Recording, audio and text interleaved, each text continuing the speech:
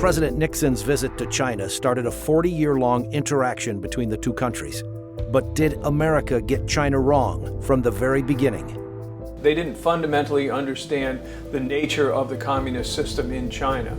A profit-driven business sector dominated the U.S.-China policy from the Clinton era to the Obama era. What's the result, and what's the lesson learned? We have not seen a moderating of China. We have not seen an evolution towards a democratic system. In fact, we've seen just the opposite.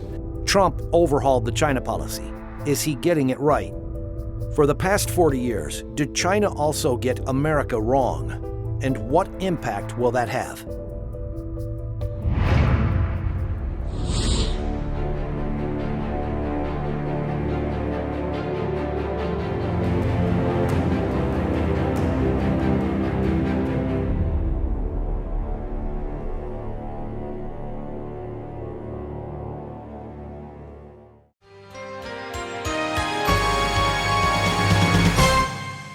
Welcome to Zooming In. I'm Simone.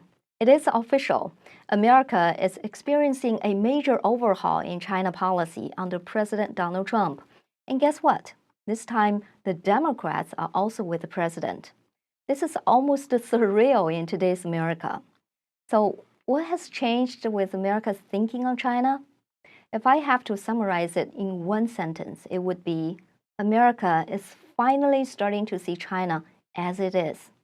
That is, no more hopes for a gradual transformation into democracy. No more hopes for a peaceful rise of the dragon. And most importantly, no more hopes for sharing of that sweet pie of the prosperous Chinese economy in a mutually beneficial way. All these hopes are gone.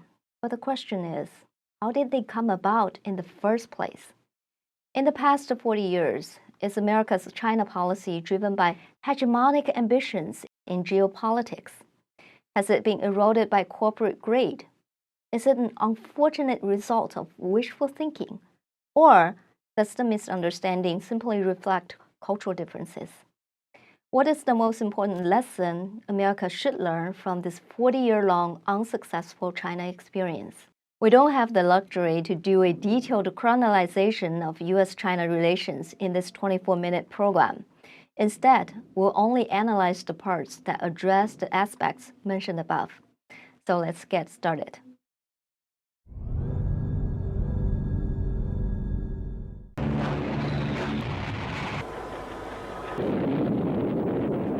After World War II, the world entered into another state of geopolitical tension, namely the Cold War, a confrontation between an Eastern bloc that includes the Soviet Union and its satellite states, and a Western bloc that includes the United States, its NATO allies, and others. At the height of the Cold War, in the late 1960s, a deterioration of a Sino-Soviet relationship complicated the situation. On the brink of nuclear attack by the Soviets to destroy China's key political and military targets, the Nixon administration decided the existence of a strong China would best serve America's national interest because it was the Soviet Union that was the country's biggest adversary. Nixon deterred the Soviet Union and accepted the olive branch from China. His visit to China in 1972 eventually led to the diplomatic relations between the two nations. During the Ford and the Nixon administration, the U.S. offered military intelligence and technologies to China. It even promised to neutralize the Soviet threat to China. According to Michael Pillsbury, a former U.S. official and author of an international bestseller, The 100-Year Marathon, President Reagan, although deeply skeptical about the Chinese Communist Party's nature and his predecessor's China policy, did the most to boost China's military. The National Security Decision Directive, NSDD, signed by President Reagan, permitted the Pentagon to sell advanced air, ground, naval, and missile technology to the Chinese to transform the People's Liberation Army into a world-class fighting force. It even inaugurated nuclear cooperation and development between the two countries. But unlike his predecessors, Reagan added a caveat to make the U.S. assistance dependent on China's alienation to the Soviet Union and liberation of its authoritarian system. However, those conditions were largely ignored. America's continuous effort to boost China militarily and technologically falls right into the Communist Party's grand strategy of modernization in 4 key areas: agriculture, industry, national defense, and technology.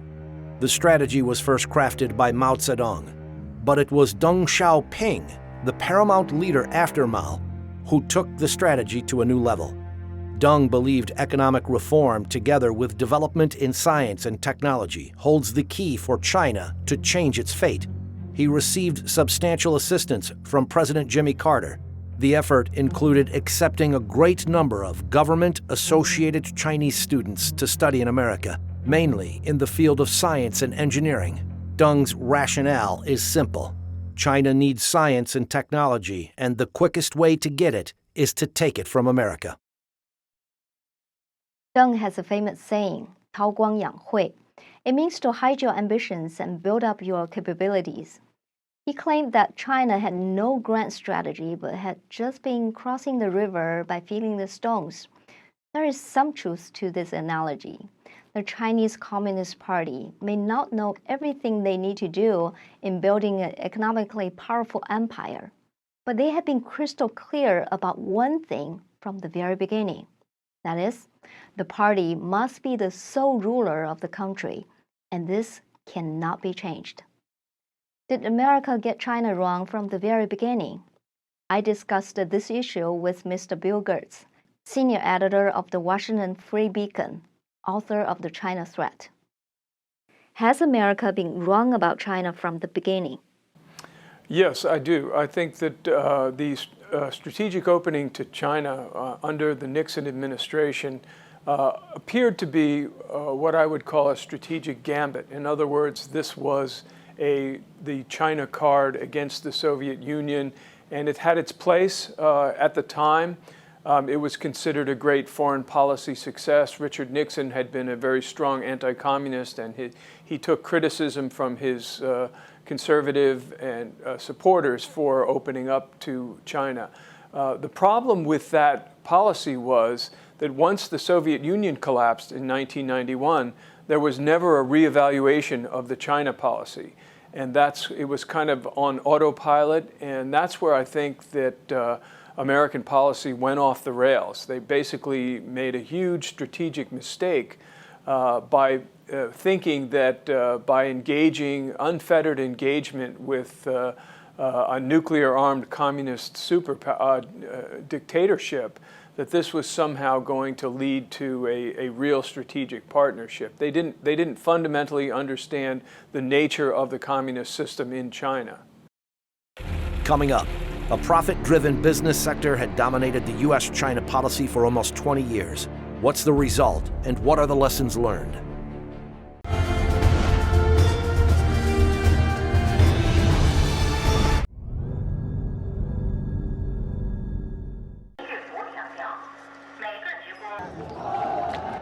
The 1989 Tiananmen massacre of the pro-democratic students and citizens by the Chinese Communist regime put a pause on the U.S.-China honeymoon.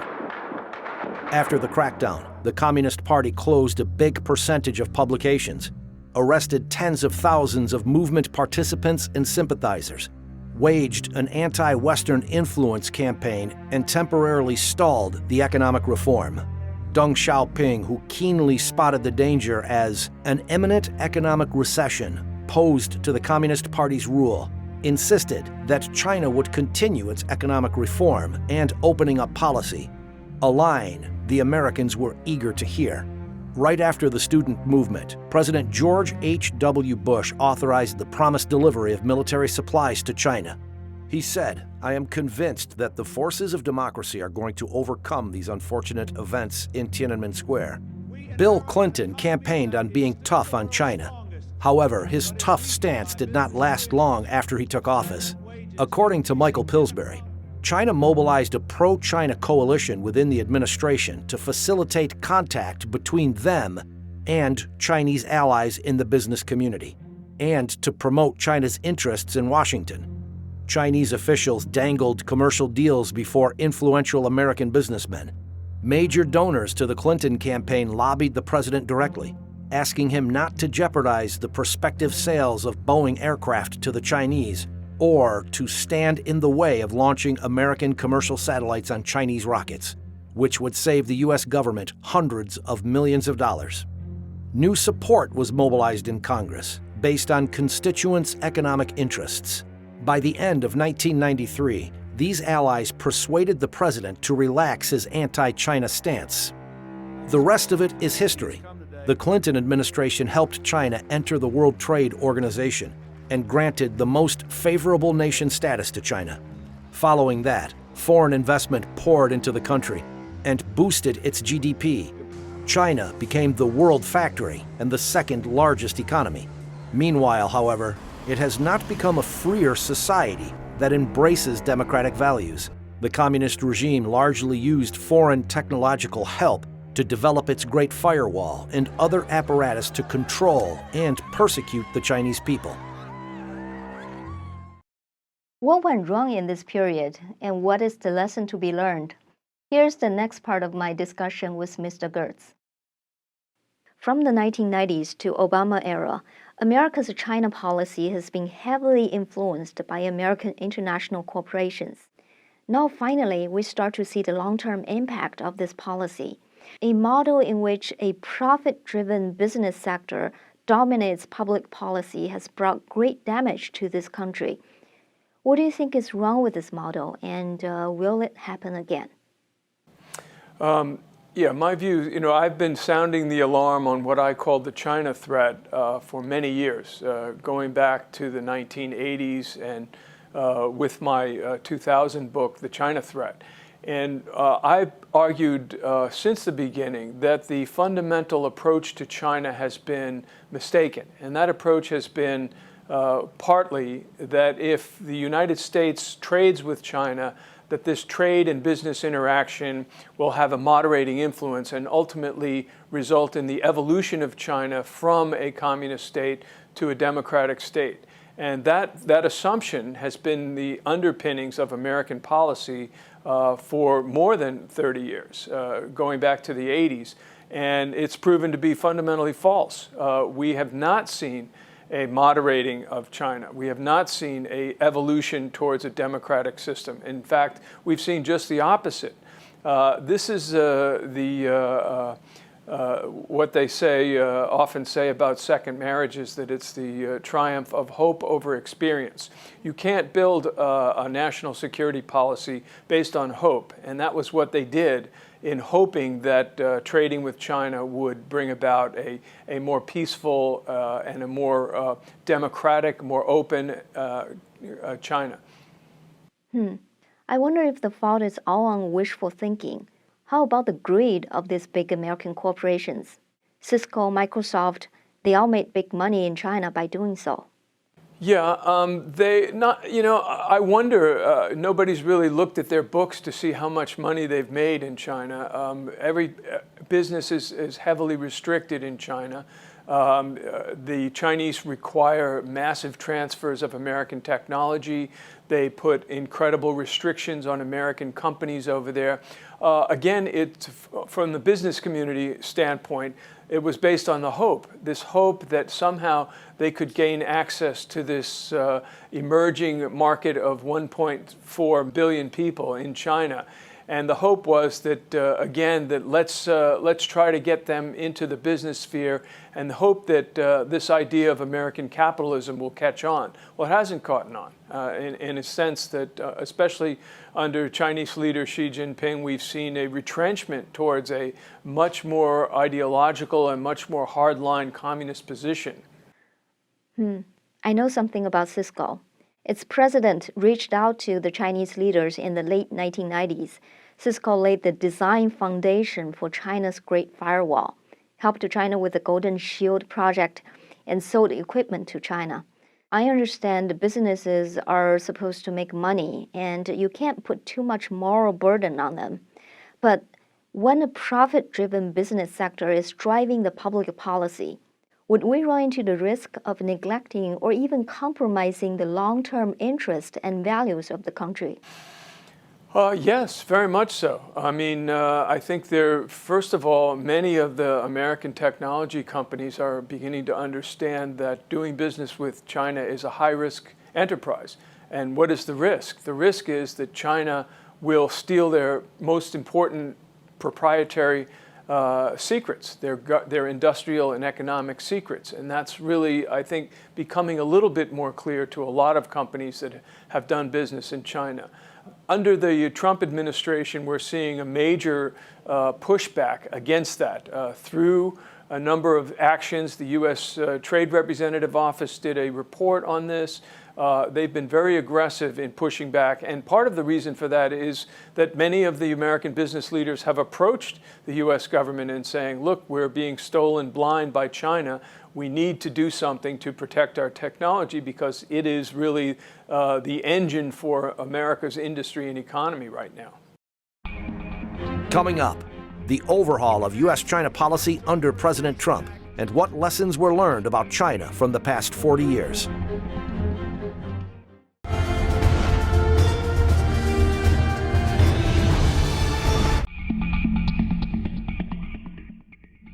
During the Obama administration, a pivot to Asia policy was formed.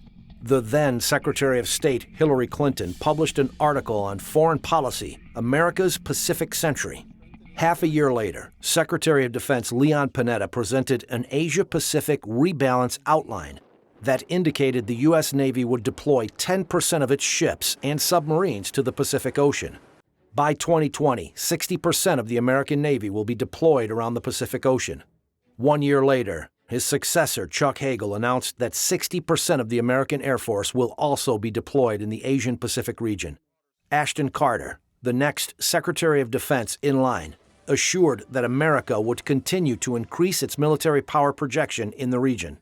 In February 2016, the United States and 11 other countries signed the Trans-Pacific Partnership Agreement, which many observers believed would reduce the signatories' dependence on Chinese trade and bring them closer to the United States. But people still did not sense a fundamental change in China policy in the Obama era. This changed quickly after President Donald Trump took office. On August 13, 2018, Trump signed the National Defense Authorization Act, NDAA, for 2019.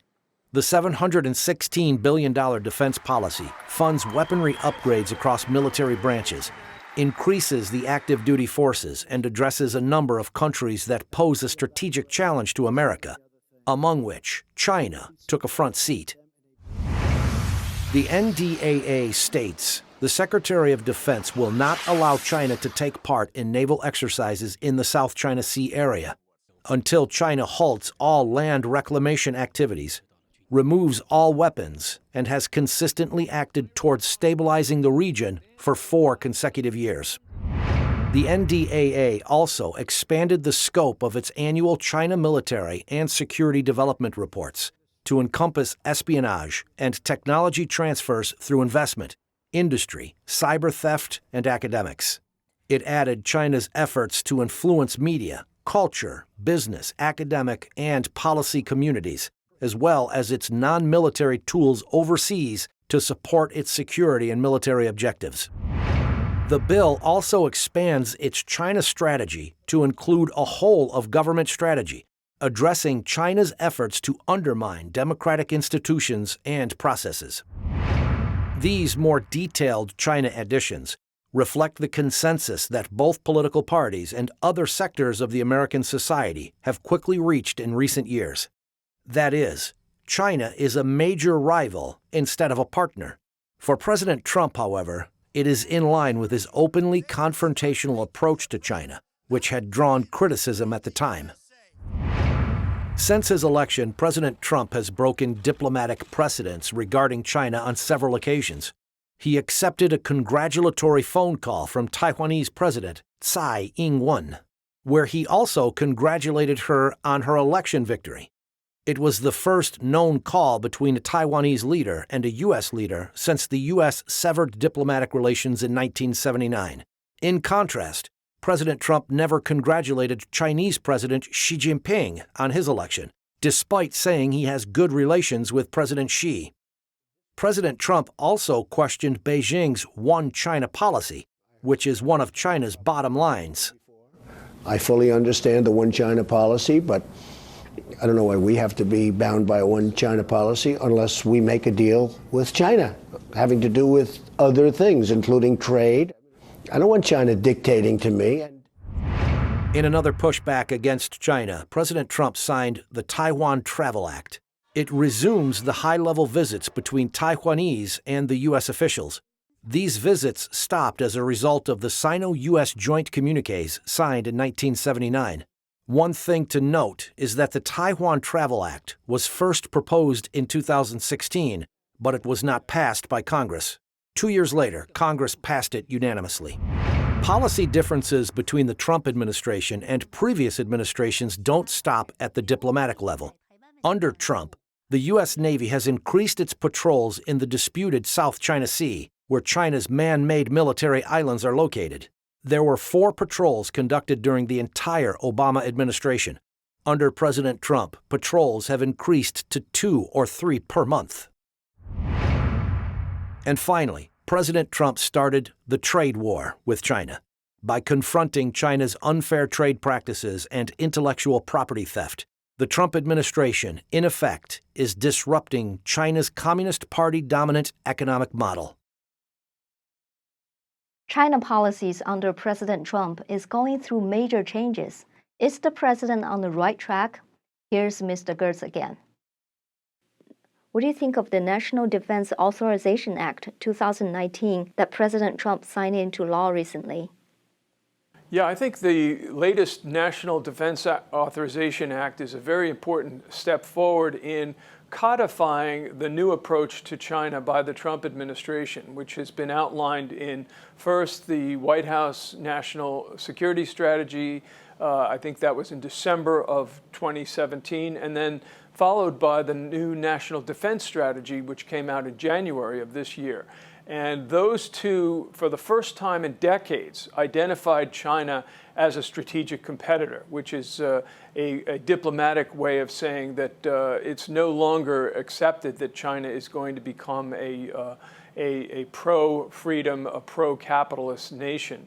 And so I think that the NDAA, for the first time, has kind of codified that new strategy in a number of areas. Now, there are some minuses to it. For example, Senator Marco Rubio, who's one of the most outspoken on the issue of China, voted against the measure because it did not contain restrictions on Chinese telecommunications companies that he was advocating. And that was as a result of a Trump administration deal with China, which removed U.S. sanctions on Chinese telecommunications companies. But on the positive side, we see that this has really called for strengthening U.S. relations with Taiwan, which I think is a real important strategic move by the Trump administration, cooperation. Right. So are we seeing a major overhaul of China policies under President Donald Trump? Yes, very much so. And like I said, the National Security Strategy and the National Defense Strategy have been a tectonic shift in policy. Now, it's going to take, I would say, a number of years, probably 2 or 3 years, before that top-down policy really has an impact on the various government agencies, whether it's the Commerce Department or the Pentagon or the Justice Department. But we're already seeing major shifts from the private sector. So what's the thing about Trump that makes him different from previous presidents in dealing with China? It's very interesting. I've studied the current president's policies, and I noticed that as far back as 2012, Trump first wrote a book when he was thinking about running for president in that time. And in that book in 2012, he talked about breaking with the American business community on China, specifically really no longer ignoring China's human rights abuses, and of course, from a business perspective, China's unfair trade practices. So that has really been, I think, for the president, the prime impetus for his new policies. Mr. Pillsbury's book paints a rather pessimistic picture of America's ability to influence China. It talks about how America has got China wrong for 4 decades. But I would like to ask another question. Has China misunderstood America for 4 decades as well? They stole a great deal of American technologies and economic strategies, but do they understand where the true strength of America come from? If they neither understand what had made America great in the first place, nor do they appreciate it, would they really learn the secret of becoming a long-lasting superpower in the world? What's your thinking on these questions? Well, first off, I think that from the Beijing perspective, the collapse of the Soviet Union in 1991 was a wake-up call in that the Chinese leadership understood that they had to make changes in the system. Otherwise, they were destined, like the Soviet Union, to collapse under a communist system. Now, they had already begun the reform and opening up process in the 80s before that, but I think that was, they were basically set on a course designed to make communism great again. And that's kind of from my perspective, that's kind of what they were after. So they modified the communist economic systems, but they have not modified the communist ideological system. Strong central control over everything, internal security, repression. These are the key features of the communist system that they are unable to give up. And their fear is that if they loosen on that and move towards a more democratic state, that they will end up like the Soviet Union. But yet on the economic side, the watchword was, yeah, it's great to be rich, let's all get rich. But as it turned out, with rampant corruption as it is in China today, that there's great disparities in wealth. You have coastal cities and elites benefiting from the system where the rest of the country is languishing in poverty and squalor. So this is an internal contradiction that China has not been able to deal with. And they're also dealing with the lack of values in that system, in that they've moved away in many public forums from endorsing hardline communism, but they also recognize that there's no internal value system. This was considered a problem for capitalism, but when you look at the capitalists in the early part of the 20th century, they had basically religious or Christian value systems which oriented there. They looked for the greater good. How could they benefit the whole of society? Where this is a kind of a value system that I see that it's lacking in China. And I think the Chinese leadership understands this. They've studied one-party dictatorships or one-party political systems in Singapore, somewhat in Japan, looking for that value system that can hold what they have together, and they haven't found it. So I see great contradictions within the current Chinese systems between what you have as a hardline ideological communist system on the one hand and a quasi-capitalist, semi-socialist system, economic system on the other hand. According to French political philosopher Alexis de Tocqueville, there are 3 central features in the American democratic experience: township, civil associations, and religion. He also believed that free societies rest on public morality. Individuals can draw moral guidance from reason or religion, but societies can only do so with religion. If that is true, in China, to a large extent, both are absent. We don't know if the American model is the best model for governing, but it has kept this country prosperous for 242 years. The Chinese people were once enlightened to great wisdom, but the country today has been plagued by communism so much so that even though the ideology has died, its effects linger. Until that is changed, China will probably not have the opportunity to become a long-lasting world superpower. Thanks for watching. This is Simone Gao, and see you next week.